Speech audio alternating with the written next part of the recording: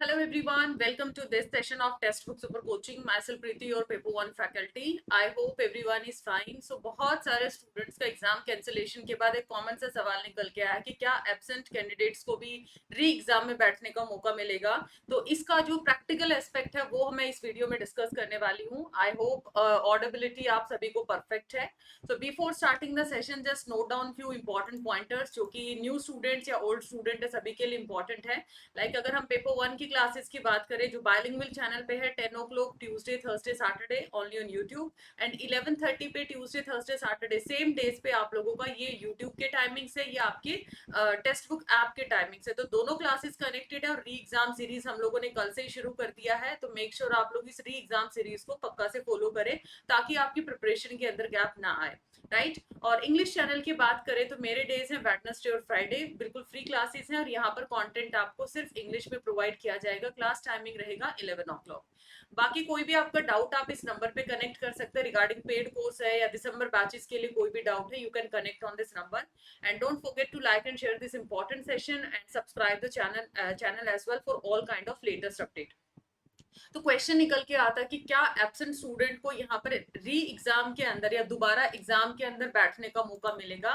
सबसे पहली चीज तो अगर मैं बात करूं यहाँ पर अराउंड 11 लाख के आसपास जो स्टूडेंट हैं उनका अगर मैं बात करूं यहाँ पर ये लगा लीजिए जो फॉर्म की बात करें या फिर वो सारी चीजें निकल के आई हैं, ठीक है। अभी यहाँ पर ये वाला जो नेक्स्ट पार्ट आता है कि 9 लाख के आसपास स्टूडेंट यहाँ पर एग्जाम में बैठते हैं। अगर मैं प्रैक्टिकली बात करती हूँ तो यहाँ पर जो बच्चा उस टाइम पे एग्जाम में नहीं बैठा था, 18 जून को एग्जाम में नहीं बैठा था, तो वहां पर बहुत कम चांसेस है कि आप लोगों का जो एडमिट कार्ड है वो लोग इशू करें। बहुत कम चांसेस है। पहली चीज तो जो मेरे अकॉर्डिंग है, ये मेरा पर्सपेक्टिव है, आपका जो कमेंट सेक्शन में है जो आपको लगता है वो चीज भी आप डेफिनेटली बता सकते हैं, ठीक है, मोस्ट वेलकम। तो क्योंकि वहां पर ऐसा नहीं है कि बच्चों ने फॉर्म फिल किया उनको अलग से बाइफरकेट करना पड़ेगा, इस हेडेक की वजह से वो लोग क्या करेंगे, सबका ही एडमिट कार्ड इशू कर देंगे। तो ये वाला इशू तो एटलीस्ट डेटा उनके पास हर तरीके से फिल्टर्ड है, ठीक है। और हर तरीके से वो क्वेरीज भी लगा सकते हैं कि अपीयरिंग वाला डेटा कौन सा, अपीयरिंग वाला डेटा भी उनके पास ऑलरेडी सॉर्टेड पड़ा हुआ है। तो ये वाली तो टेंशन की बात नहीं है। तो पहली जो प्रायोरिटी रहेगी, जो बच्चा एग्जाम में बैठा था उसी का एडमिट कार्ड वहां पर वो इश्यू करेंगे। और जो बच्चा एग्जामिनेशन हॉल में नहीं बैठा था ऑन 18 जून, वहां पर उसके बहुत कम चांसेस है, ठीक है। हाँ, बहुत एक्सेप्शनल केस है कि आप लोगों का वो लोग इशू कर दे एडमिट कार्ड। तो यहाँ पर एक छोटा सा एडवाइस मेरा रहेगा कि in case admit card issue हो जाता, बट पर्सनली मुझे नहीं लगता है, क्योंकि अगर हम मार्किंग की बात करते हैं, लेट सपोज किसी क्वेश्चन की आपको मार्किंग मिलनी है, ग्रेस मार्किंग मिलनी है या आपको एक्स्ट्रा मार्क्स मिलने हैं, तो अगर आपने इस क्वेश्चन को अटेम्प्ट किया है, ठीक है, या फिर आपने वहां पर कोई ऑप्शन चूज किया, तभी मिलता है ना आप लोगों को ग्रेस मार्किंग। ऐसा तो नहीं है कि आप वो क्वेश्चन ही अटेम्प्ट नहीं करके आए फिर भी आप लोगों को वहां पर दे दिया है। तो कुछ ना कंडीशंस तो उसके लिए भी है, जो बच्चा एग्जाम में बैठा था फिर भी किसी वजह से उस क्वेश्चन के लिए लैग कर गया। बहुत सारे ऐसे क्वेश्चन की कंडीशन बनती है कि जिसने मार्क किया उन सबको आंसर मिलेगा, अगर कोई एरर है या कोई भी दिक्कत आ जाती है। तो ये चीज आप लोगों को ध्यान रखनी है कि लेकिन अभी आपको प्रिपरेशन नहीं छोड़ना है।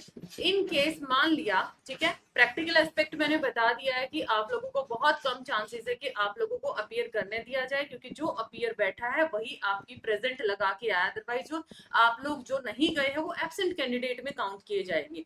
फर्स्ट पार्ट आ जाता है ये। सेकंड पार्ट, आपको अपनी प्रिपरेशन कंटिन्यू रखनी है। हो सकता है आप अपनी किसी पर्सनल इशू की वजह से, सेंटर दूर था, कुछ भी रीजन आपको पर्सनल हो सकता है जिसकी वजह से आप नहीं जा पाए एग्जाम में। एक एक्सेप्शन, सिर्फ एक्सेप्शन की बात किया मैंने, अगर एडमिट कार्ड इशू हो भी जाता है जो एब्सेंट कैंडिडेट थे, तो आपका लॉस तो उसमें नहीं हुआ ना। प्रिपरेशन को अच्छे से करो, रिवीजन आप अपना मेंटेन रखो, अगर मौका मिलता है तो डेफिनेटली आप अपीयर करो। इन केस नहीं मिलता तो ऑब्वियसली वो दिसंबर में हेल्प करेगा। ऐसा तो नहीं है कि आपने पढ़ लिया और आप लोगों का नुकसान हुआ है कि क्यों मैंने पढ़ाई की, ये तो मेरे लिए टाइम बर्बाद वाली बात है। तो वो चीज को ध्यान में रखते हुए कि एक्सेप्शन आ जाता है, आप लोगों को अगर वो चांस देते हैं तो आप लोग वहां पर अपीयर कर पाए। बाकी मैंने दोनों एस्पेक्ट बता दिए हैं, आपका इसके ऊपर क्या राय है आप लोग जरूर बताइएगा। रही बात, कुछ स्टूडेंट ये भी पूछते हैं कि क्या आपकी एग्जामिनेशन सेंटर है वो चेंज हो सकते हैं।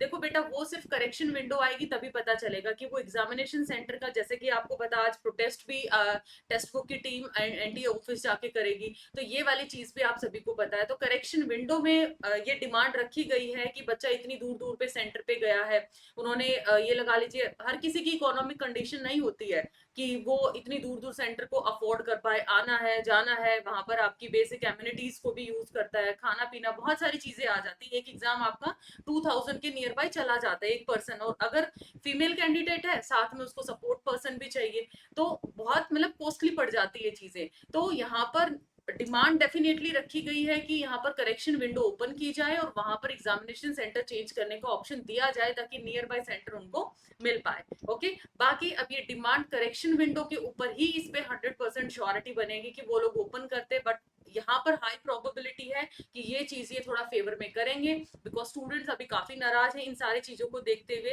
तो ये आप लोगों के लिए छोटा सा अपडेट था कि सिर्फ एक्सेप्शन है कि आप लोगों को दोबारा मौका मिले, हाँ तैयारी नहीं छोड़ने, मिल जाता वेल एंड गुड, अदरवाइज ये चीज आप लोगों के नेक्स्ट अटेम्प्ट में बहुत हेल्प करेगा। आपका इसके ऊपर क्या राय है आप कमेंट सेक्शन में जरूर बताइए। बाकी ये हमारा टेलीग्राम ग्रुप है for all latest update regarding paper 1 paper 2 classes या अनदर अपडेट्स आपका कोई भी आता है। एंड आज आपका ये जो इनिशिएटिव है, ठीक है, अगर आप दिल्ली में है तो 25 जून को आपको पता 12 बजे यहाँ पर एंटी ऑफिस टीम पहुंचेगी, जहां पर ये कुछ बेसिक डिमांड्स इन्होंने रखी है, लाइक फीस रिफंड है, एनटीए हटाओ, नेट बचाओ, री एग्जाम की डेट है और एग्जाम सेंटर चेंज ऑप्शन है, ये कुछ डिमांड्स रखी गई हैं। ऑब्वियसली अगर आप साथ देंगे ये चीज तभी सक्सेसफुल है।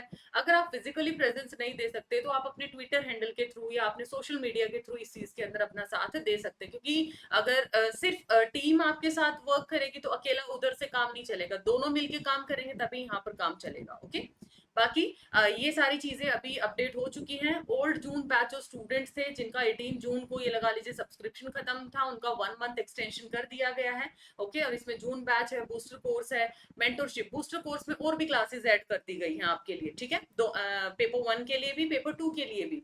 और जो भी न्यू यूजर्स हैं for re June exam enroll in December batch and get access to the below, जिसमें जून बूस्टर और दिसंबर बैच लाइव रहेगा। अगर आप जून री एग्जाम क्रैक करते हैं जेआरएफ, ठीक है, तो 100% फी रिफंडेड है, प्लस मेंटरशिप प्रोग्राम है। आफ्टर क्वालिफाइंग नेट ये चीज एप्लीकेबल, सॉरी जेआरएफ ये एप्लीकेबल रहेगा। और अगर आपका नेट क्वालिफाई होता है देन 80% फी रिफंड यहाँ पर आएगा, प्लस मेंटरशिप प्रोग्राम है।